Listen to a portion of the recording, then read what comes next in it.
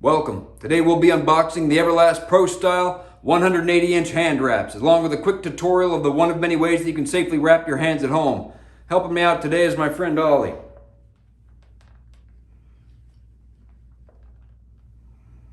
Sure, he seems docile and calm at the moment.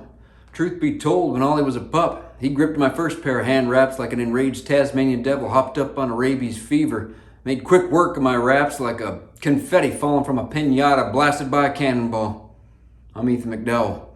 Let's unbox this sumbitch. Done.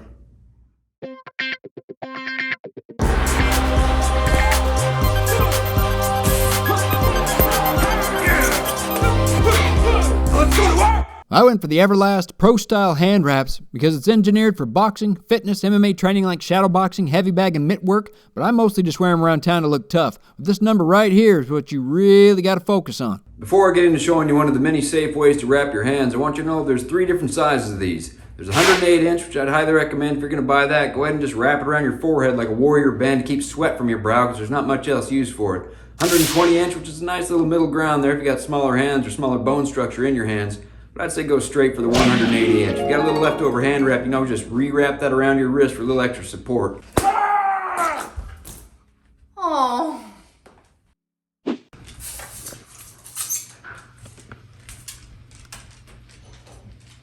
Now, if you like, subscribe, and hit that big thumbs up there, you might already know that I've recently purchased the Bob XL from Century Martial Arts.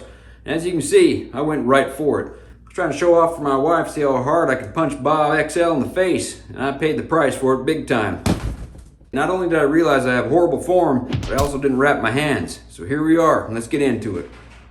Now I went ahead and bought 2 packages of these because I tend to sweat a whole bunch, and I figured that might save me a little bit come laundry day. But these are in fact machine washable, nylon polyester blend material with a little bit of that Everfresh antimicrobial treatment to help keep the stink off. So go ahead and unravel these things all the way down to the ground. You'll notice about halfway down there is in fact 2 straps in each package. So go ahead and take that yellow loop and put it around your index finger with the tag and seams down against your hand. Now you're going to go 3 times around your knuckles. There's 1. Always down and away from your body. There's 2. Then 1 more time around, that's 3. Now you don't want this too tight because you're going to pinch it and slide your fingers out. Now what this is doing is creating a little bit more padding you're going to drape across your knuckles here for when it's time to unlock your interferee against that heavy bag.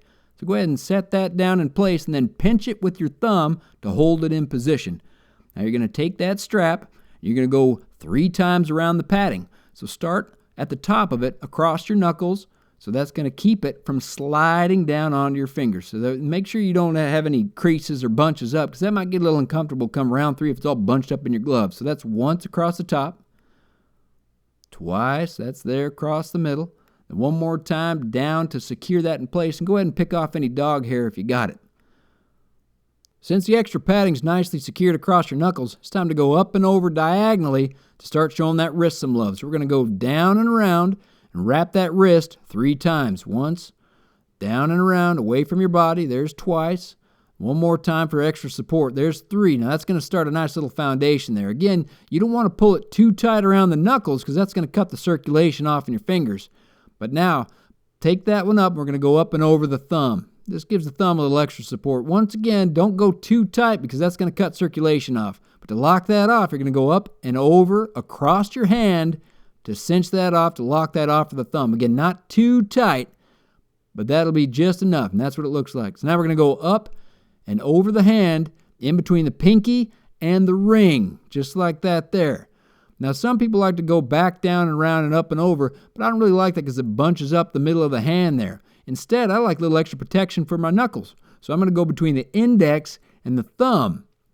Wrap that right there sideways. See, once again, all right, I'm going to go up and over between the pinky and the ring, through the index and the thumb to give a little extra padding across my knuckles. Again, not too tight because you still need that breathing room. Go ahead and straighten that out with no creases. So then we're going to go back down and around and up between the ring and the middle.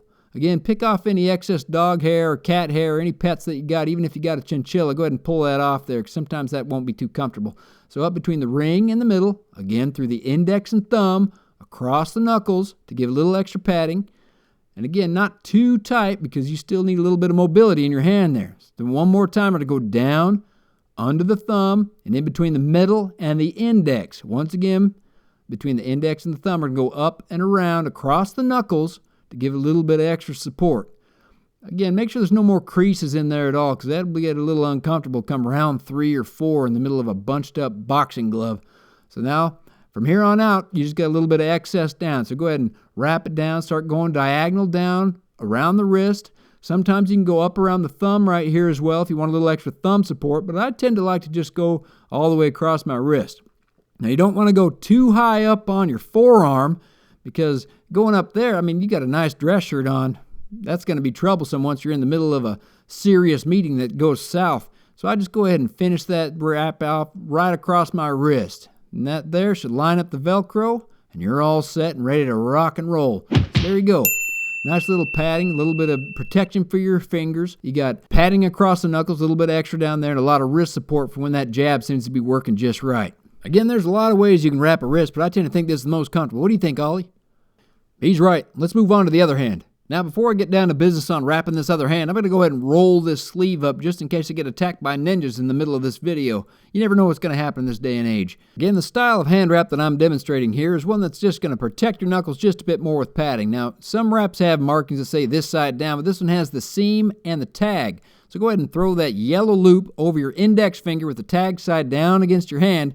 And again, we're going to go 3 times over your knuckles. 1, 2, I'll go a little bit faster this one as well. 3 times around the knuckles. Not too tight. Go ahead and straighten that out. You're going to pinch that and slide your knuckles out. And again, that's the padding that you're going to just lay gently over your knuckles for when it's time to make somebody go night-night. Now go ahead and pinch that with your thumb to hold that in position. Now take that strap. You're going to wrap 3 times again to secure this pad into place. Go 1 up and over, closer to the knuckles. Then once around the middle. That's twice. Then the 3rd time, you're going to go down, secure the bottom part just to make that pad so it won't slide up and down on your hand. Now, you're going to take that 1 more time over for good measure, and you're going to go diagonal down and start making your way down to the wrist. And you're going to go 3 times down around the wrist, always under and away from your body. There's 1, 2, and the 3rd time around the wrist. Go ahead and cinch this one up nice and tight. Again, you want a little bit of extra room for your fingers. You don't want any tightness there, but the wrist is nice for protection. So now we're going to go up and around the thumb. You're going to lock that across your hand. Now remember, always try to unbunch it, or if it's tangled, make sure that you have that all straight so it lays flat against your hand. Now again, up and over the thumb, wrap it down and around, then lock it off across your hand. There we go. Straighten it out a little bit and pick off the dog hair if you got it. Now from there, we're going to go, let's go 1 more time around just to kind of lock that one in place too. Then we're going to go underneath. See this here? Go underneath and up through the pinky and the ring. Now I'll show you here on the other side what that kind of looks like there. But the pinky and the ring, just like that there. And again, you're going to go in through the index and the thumb. So you're going to bank that directly across the soft part of your hands, up and over, give your knuckles a little bit more padding. Then from there, you're going to go back down and around, dip down under the thumb, and up between the ring and the middle finger. Again, in between the index and the thumb, you're going to go up and over the knuckles 1 more time. Again, don't get that all bunched up and tangled, but up and over the knuckles for a little extra padding there. Again, pick off any excess hair if you don't want to look like a werewolf, but in case you want to scare your opponents, that might be something to leave on there. Now you're going to go down and around and up between the middle and the index finger 1 last time, and that completes each of the fingers. So again, through the index and thumb, bank that up and across. There you go. Right across the knuckles there. Again, straighten it out and take your time if you got to. It's better to have these flat, even out and across instead of getting anything that's going to cut off circulation or anything of the sort. So from there on out, you can go ahead and wrap 1 more time if you want a little excess padding.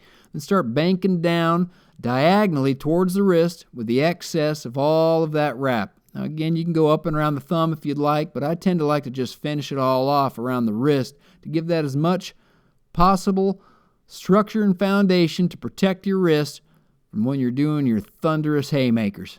Now is also a good time to admire your handiwork, pun intended, and name your fists. This here's Vulture, over here's Venom, codenamed Viper. It's also a good time to like, share, and subscribe, and if you want to see more tutorials like this in the future, go ahead and jab that big old thumbs up and help me out.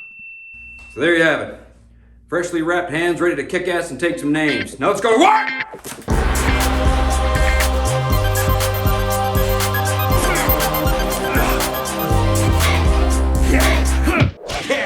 Now jab that big thumbs up. Thanks for watching me open this sumbitch up.